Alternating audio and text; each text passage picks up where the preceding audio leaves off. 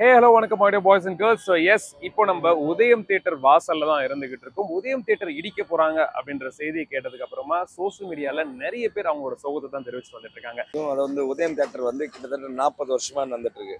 1983ல இருந்து 83ல எடுத்தாங்க. 83ல தான் வந்து தியேட்டர் ஓபன் ஆச்சு. இப்போ வந்து 2023 2024 41 வருஷம் ஆகுது. இந்த தியேட்டரை வச்சு நிறைய பேர் வாழ்ந்தவங்களும் இருக்காங்க, இது பண்ணவங்களும் இருக்காங்க. நிறைய பேரோட பொழுதுபோக்கும் வந்து தாறுமாற நடத்துறாங்க. இந்த இதெல்லாம் எதுவுமே பண்ண முடியாது. இந்த பொழுதுபோக்கு விஷயத்தையும் மாற்றி கனிமொழி எம்பின்றவங்க 140 கோடி ரூபாய் கொடுத்து இடம் வாங்கியிருக்காங்க. இந்த தியேட்டர் இன்னும் ஒரு 10 நாள்ல இடிஞ்சு முடிஞ்சிடும். மார்ச் 31 வரைக்கும் சொல்லியிருக்காங்க. இப்போ நான் சொன்னது நான் உங்ககிட்ட 40 நாள்னு சொன்னேன்ல. இப்போ இன்னைக்கு பிப்ரவரி 15னா சரியா அந்த நாள் வந்துடுது. அந்த பெட்ரோல் பங்கையும் வாங்கிட்டாங்க, அந்த இடத்த கல்யாண மண்டபத்தையும் வாங்கிட்டாங்க. ஸோ இந்த இடத்துல இருக்கிற எல்லாமே அவங்க பண்ணுவாங்க. கட்சியில் இருக்கிறவங்க எல்லா வேலையும் பண்ணிக்க முடியும். ஆனால் அந்த இதை நம்பி வாழ்ற பொதுமக்கள் எந்த விஷயமும் பண்ண முடியும். ஒரு பக்கம் இந்த தியேட்டர்ல வசதிகள் இல்ல, அதனாலதான் எந்த வசதி இல்லைன்னு சொல்லுங்க. மினரல் வாட்டர் இல்லையா, இல்லை பாத்ரூம் பார்க் இது இல்லையா, இல்லை பார்க்கிங் வசதி இல்லையா, எந்த இது இல்லைன்னு சொல்லுங்க. இந்த தியேட்டருக்கு 7 ஓனருக்கும் பேங்க்ல கடன் 100 கோடி ரூபாய்க்கு மேல ஆயிடுச்சு. அந்த 100 கோடி ரூபாய் கடனையும் கொடுத்து மீதி 40 கோடி ரூபாய் கொடுத்து வாங்கியிருக்காங்க. இது நார்மல். இதுக்கு மேல இன்னும் 100 கோடி ரூபாய் அவங்க கொடுத்துருக்காங்க. இது ஷாம்பிங் காம்ப்ளெக்ஸ் ஆக போகுது. ஏற்கனவே ஃபீனிக்ஸ் மால்ல வந்து எப்படி சம்பாதிக்கிறாங்க இன்னைக்கு உங்களுக்கு தெரியாதது இல்லை. ஃபீனிக்ஸ் மால் யாருது? மிஸ்டர் ஸ்டாலின். அதுக்கு பக்கத்துல இருக்க ஹயாத் இருக்கு. ஹயாத்துக்கு யாருது? அவருது. எல்லா விஷயமும் நடக்கும். இந்த இடத்துல எதுவும் பண்ணவும் முடியாது, செய்ய முடியாது. இப்போ அட்வான்ஸ்டா உள்ள போகுது. இந்த இதனால பாதிக்கப்படுறது யாருன்னா பொதுமக்கள் தானே. 100% பொதுமக்களோட பொழுதுபோக்கு பாதிக்கப்படுது. 100% பொதுமக்கள் பொழுதுபோக்கு ஃபுல்லா மாடி வச்சு போயிட்டே இருக்க போகுது. இதுல எந்த விஷயமும் பண்ண முடியாது. இத்தனை வருஷமா இந்த தியேட்டர் இருக்கிற விஷயத்த நம்பி எத்தனை பேர் வந்திருப்பாங்க. உதயம் தியேட்டர் அப்படின்ற உதயம் தியேட்டர்ல அப்படின்னு நான் படமே பார்த்துருக்காங்க, பாட்டெல்லாம் பாடுறாங்க. அஜித்தும் பாட்டு பாடியிருக்காரு, பிரபுதமும் பாட்டு பாடியிருக்காரு. ஸோ அவ்வளோ ஃபேமஸான ஒரு தியேட்டரையும் இன்னைக்கு பிடிச்சி வாங்கியிருக்காரு. இதுல இந்த தியேட்டரே இல்லைன்னா முடிஞ்சு போச்சு.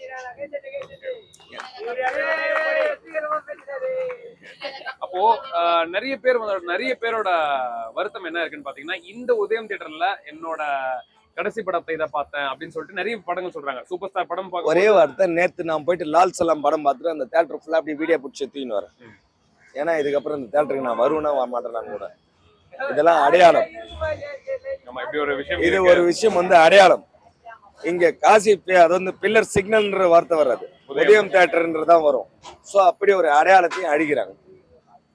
இதுக்கெல்லாம் காரணம் என்ன? பணம் இருக்கிறவங்க சம்பாதிக்கலாம், அது இல்லாம வேற எந்த விஷயமும் பண்ண முடியாது.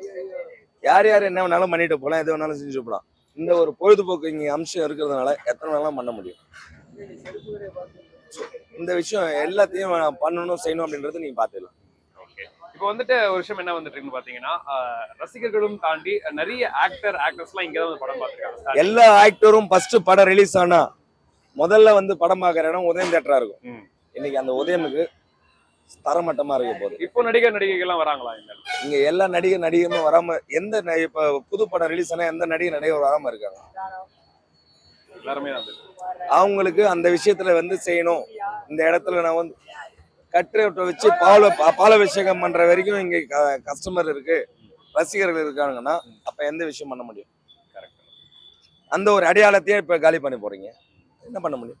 இதனால இங்க இருக்கக்கூடிய கடைகளுக்கு ஏதாச்சும் பாதிப்பு ஏற்படும் நினைக்கிறீங்களா? இந்த கடைக்கு அந்த கஸ்டமர், அது வந்து அந்த கடைக்கு வர்ற தியேட்டருக்கு வர்ற கஸ்டமர்ஸ் எல்லாம் நைட் ஷோ வராங்க, பகல் ஷோ வராங்க, இது பண்றாங்க.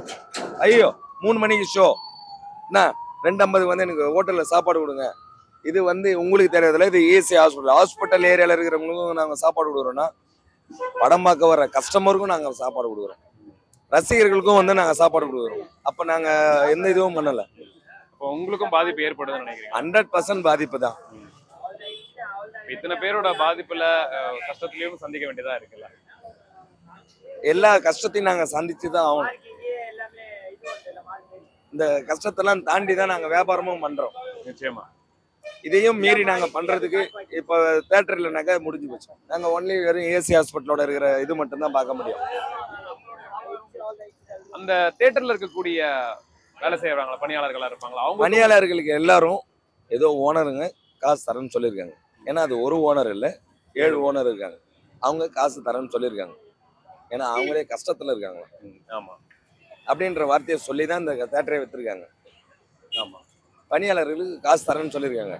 பணியாளர்களுக்கு காசு கொடுத்துடலாம். இதை நம்பி மட்டுமே தொழில் பண்றவங்களுக்கு யார் காசு கொடுப்பாங்க? இதெல்லாம் எதிர்பார்த்து தானே நாங்க பண்ணிட்டு இருக்கோம். இதை வரோம் பாரோம், இதை பார்க்குறோம் செய்கிறோம், இந்த விஷயத்தை ஃபுல்லாக பண்ணுறோம். நாங்கள் வந்து காசுக்காக பண்ணுறது ரெண்டாவது. உணவை நம்பி வர்றவங்களுக்கு உணவு தர இடத்துல நாங்கள் இருக்கோம்ல, இல்லை டீ வரோம், இது பண்ணுறோம். ஹாஸ்பிட்டல் மெடிசன் சைட் போனாலும் என்னென்ன சைடு நீங்கள் இப்போ நீங்கள் சாப்பிட்டு வரீங்கன்னா எல்லா விஷயம் நாங்கள் பண்ணுவோம். அதை நாங்கள் பண்ணிட்டு தான் இருக்கோம். தேங்க்ஸ்ண்ணா.